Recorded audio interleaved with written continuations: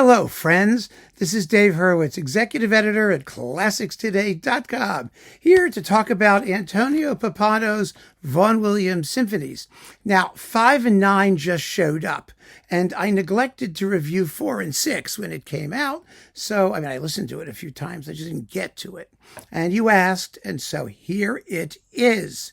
4 and 6 make a logical coupling. They're Vaughan Williams' two nastiest symphonies, but they're quite different.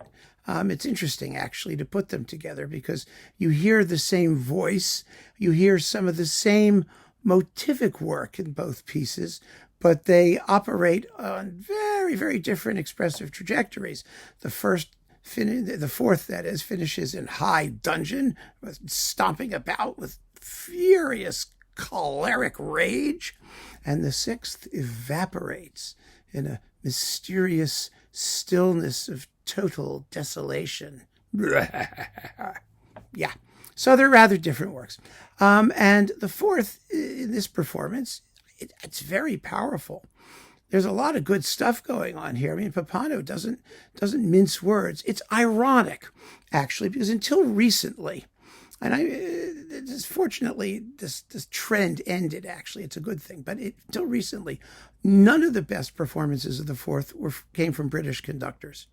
For some reason, they just didn't have the fire in their belly. And, the evidence of that, I think, of what the general sort of aesthetic trend was at the time that this symphony came out, was the reviews when Metropolis took it on tour with the New York Philharmonic. And his recording is like stunning. It's just still the most hot-blooded, crazy thing you've ever heard in your life. But the British critics sniffed that, the orchestra was just so loud. Well, have you seen the score of the Fourth Symphony and the dynamics for the score of the Fourth Symphony? And aside from the composer's own version, which had all the requisite bite and snap and snarl to it, it was just conducted in too tepid a fashion. The premiere took place under the baton of Adrian Bolt, whose recordings became systematically duller, actually. Not bad. He never was bad, but less powerful, less fully realizing the music's sort of epic rage. But the great recordings were Metropolis, Bernstein, Berglund, and Slatkin. Those were like the four biggies. And I noticed reading reviews of this, because I've had plenty of time to do it because it came out a while ago, nobody talks about Slatkin's performance, which is absolutely spectacular, and brilliantly full of piss and vinegar. But but there have been good ones since, thank God, from the English fraternity, including Vernon Handley and Richard Hickox.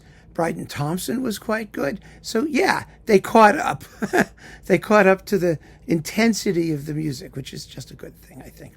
But anyway, this performance is one of the better ones.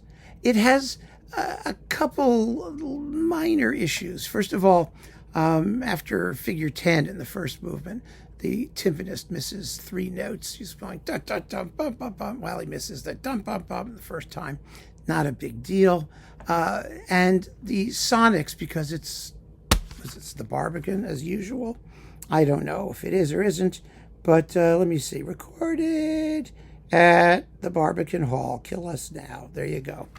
The sonics, they're not as dry and dead as they could be. Not hardly.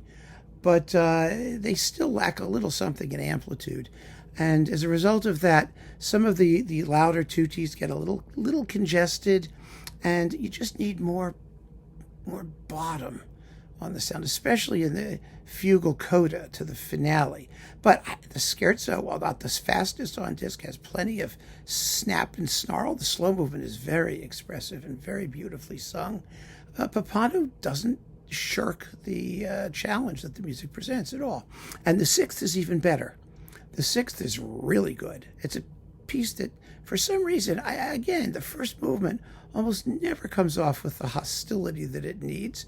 I think it just about has the hostility it needs here. I would have liked more bass.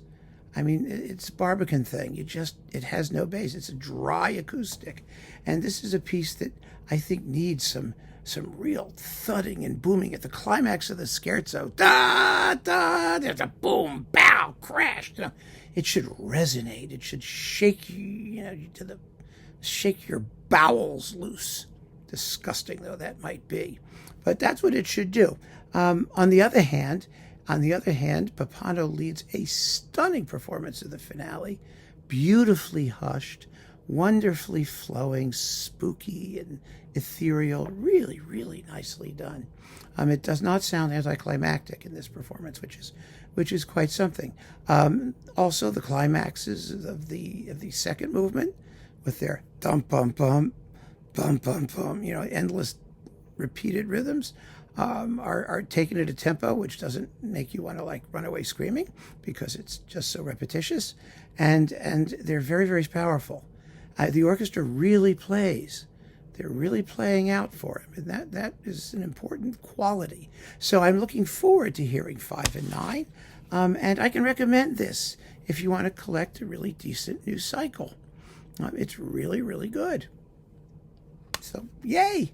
Hooray! Keep on listening, friends. Thanks for joining me. Take care.